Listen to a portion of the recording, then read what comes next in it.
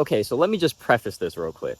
I'm not gonna act like I don't overthink ever anymore, okay? But I will say this. For a guy who, like, a year ago, super depressed, super down bad, always anxious, always overthinking, think, right? Always had my head in the future or in the past. I've largely conquered that. Haven't been depressed in months. And when it comes to, like, my overthinking and anxiety, I really just I don't really give into it anymore because I've largely gotten out of here, gotten out of my head. I've gotten into here. I've gotten back to the heart. And thing is, for about the first 10 years of my life, I lived largely out of the heart. Let's say the first like 9. But from 9 to 10, I really started shifting a lot into here. And the thing is, the mind is where separation exists. Because in the heart knows the truth. The heart feels the truth. Your body even knows and feels the truth. That's why your body is completely harmonious. But your mind can feel separate. It can believe it's separate, rather. And that belief will make you feel separate. But these are just illusions of the ego. If there's only one mind, the infinite mind of Source, there's only one mind. And all of our individual minds aren't really individual minds. They're really just manifestations of our mind-body-spirit complex, of the individual. Think of it like an ocean. If Source is an ocean, if the infinite love and wisdom of God is an abundant ocean, right? A whirlpool in that ocean isn't separate from the ocean itself. No. It is merely a manifestation of something that the ocean is doing. And that is what our minds are. Our individual minds are like whirlpools, believing that they're separate from the ocean because something else is going on here, but truly it's all just one. And so the mind can feel individual. The mind can believe it is separate. And this separation, this illusion of separation is the ego. And this illusion of separation is what causes suffering. There are 3 beliefs of ego: that you are lacking, I am lacking, I am in some way not whole, I am in some way missing something, I'm some way not feeling enough. And because of that lack usually causes sadness. Because of this lack, we attach to external things. We believe that these externals will make us feel whole. And when we attach to these externals, we start creating fear. We start wanting to control these externals.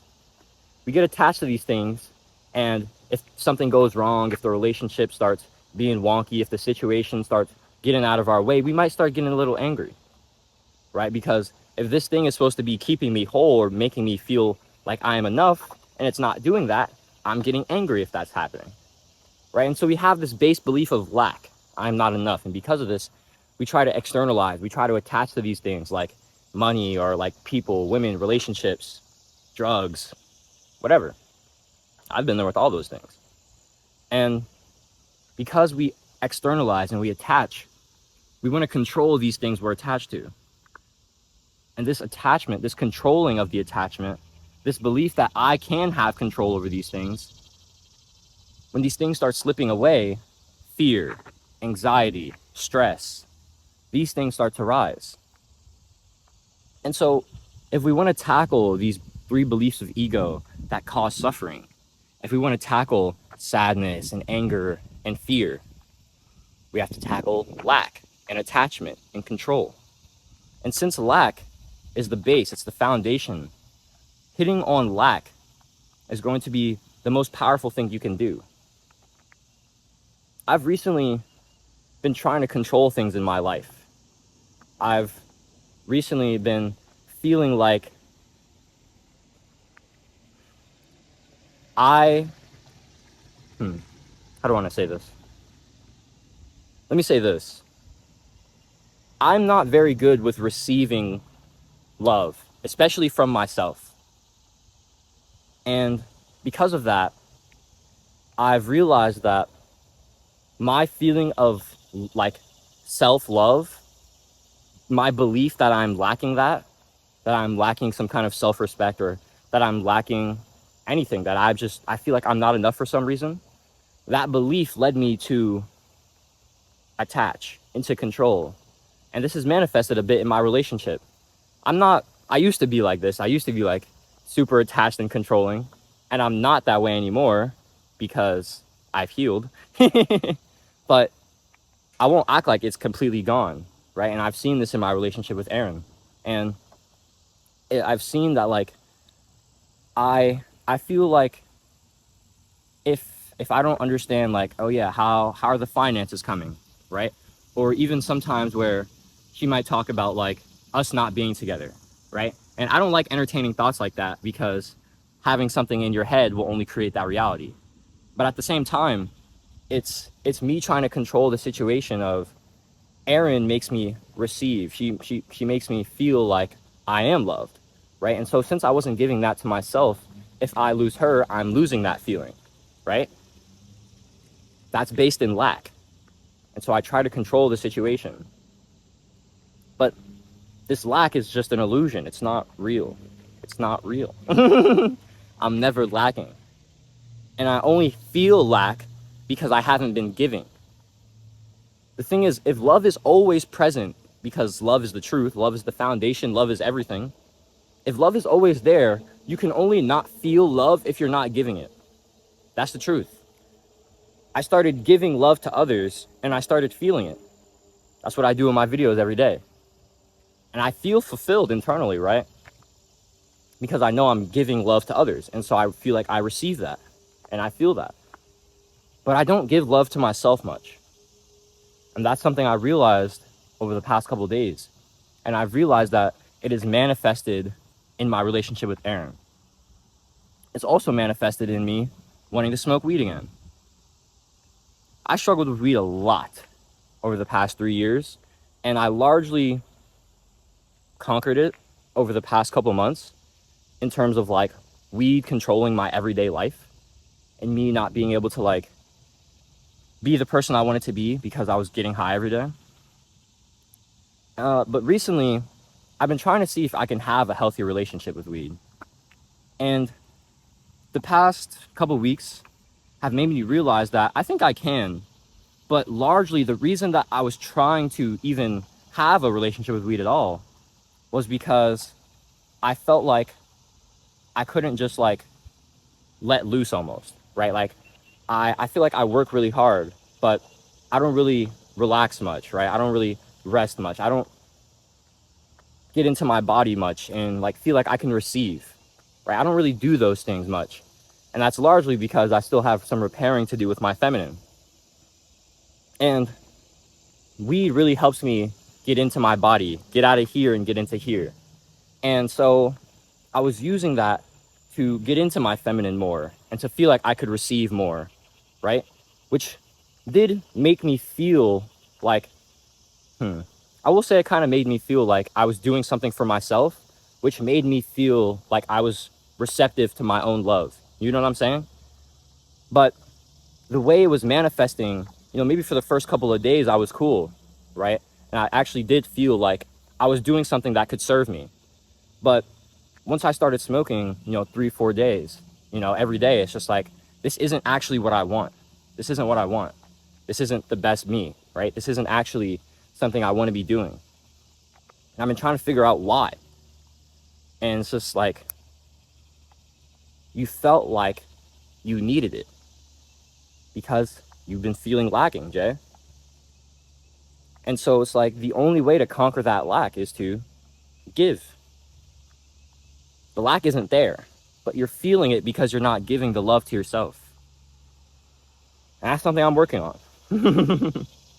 So I wanted to make this video and talk about getting out of your mind, getting out of your head, and getting into your heart. Because your heart, your feeling, your intuition, yesterday's video was about always trusting your intuition.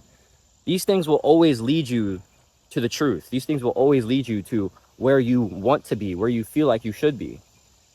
But your mind, which is where the ego lies, this will try to tell you that, oh no, we don't need that. We just need these externals. Yeah, just get high more. Yeah, just go fuck more women. Just play more video games. Just watch more porn. Just make more money, right? This is all you got to do. Because ego believes that externals will make it feel whole.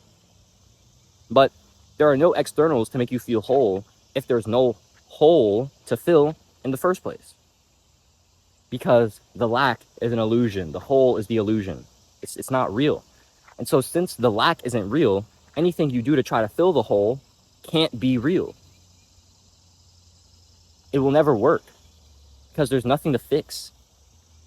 There's only the awareness that you're not lacking. There's only the awareness that, the unawareness that you're not lacking. The unawareness of oneness, the unawareness of unity, the unawareness of the omnipresence of love. There are only these things.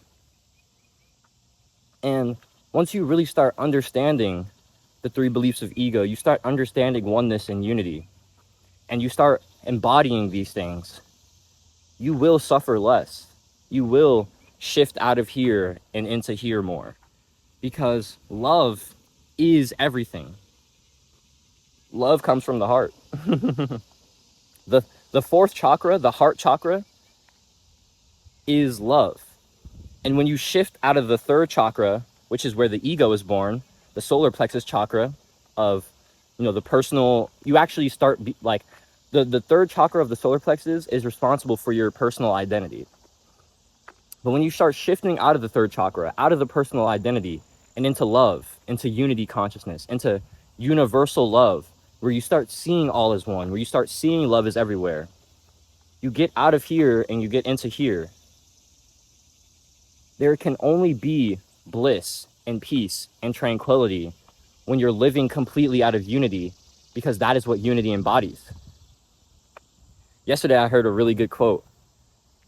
Peace is, it's joy is peace in action. Joy is peace in action, and peace is joy at rest. Peace and joy are the manifestations of love. It's the manifestations of bliss consciousness. These are just how we should normally live. But we're not living these ways because we're so separate from God. We're so separate from oneness. And this separation, this illusion, the suffering, these are tied to the three beliefs of lack, of attachment, and of control. And so once you start hitting on control, attachment, and especially lack, the illusion starts fading away. And as the illusion fades away, the bliss, the peace, the joy, it has to shine through. You can't fix darkness. You can't do that. All you can do is shine more light on the illusion. That's it. You just need to build your awareness. You need to grow your awareness and expand your light, and you need to embody that awareness. If you want to stop suffering, if you want to stop overthinking, or if you want to overthink and suffer less, tackle the illusion. Tackle this illusion of lack, this illusion of attachment, this illusion of control. Suffering is a manifestation of the illusion.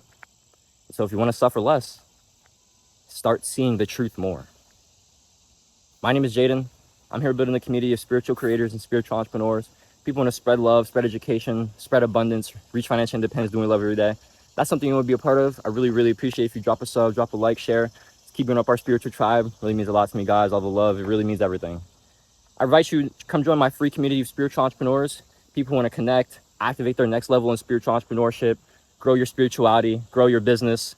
First link in the description. Aaron and I are also hosting free Q&As in there every Sunday. So you want to come, chop it up with us, talk to us about stuff. We'd love to see you there.